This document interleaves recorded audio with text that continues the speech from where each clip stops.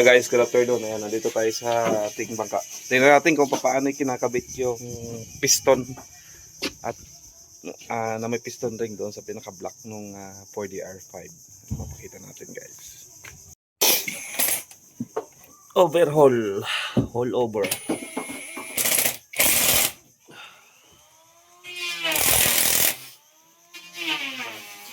Ano to siya?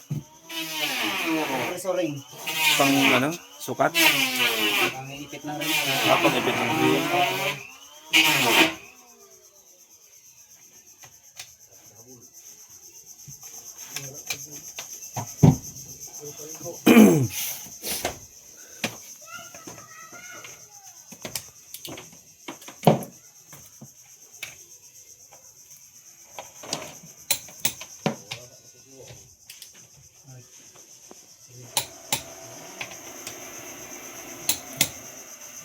Yan, tina-timing din, di ba?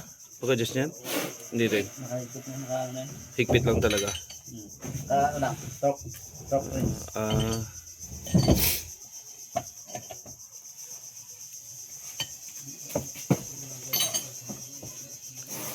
Wala nga pantay-pantay yung higpit.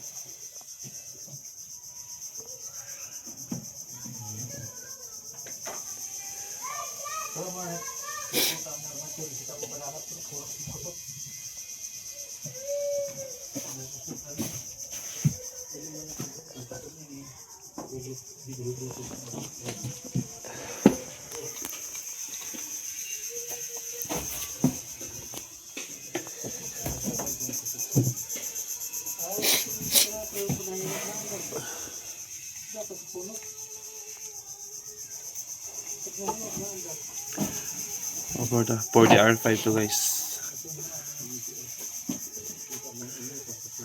Chains black. Basag ang piston.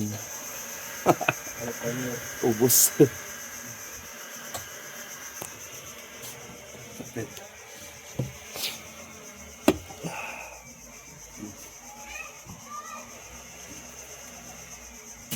I-press niya na yung ring para makapasok.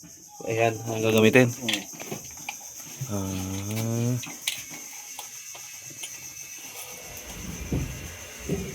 Siya ngayong isasaksak dyan.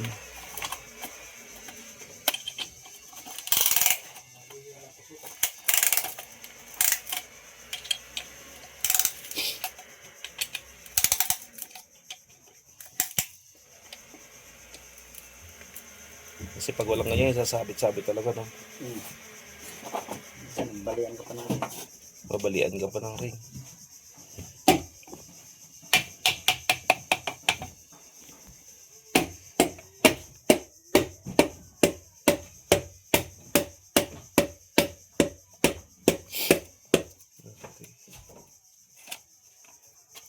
Pasok na.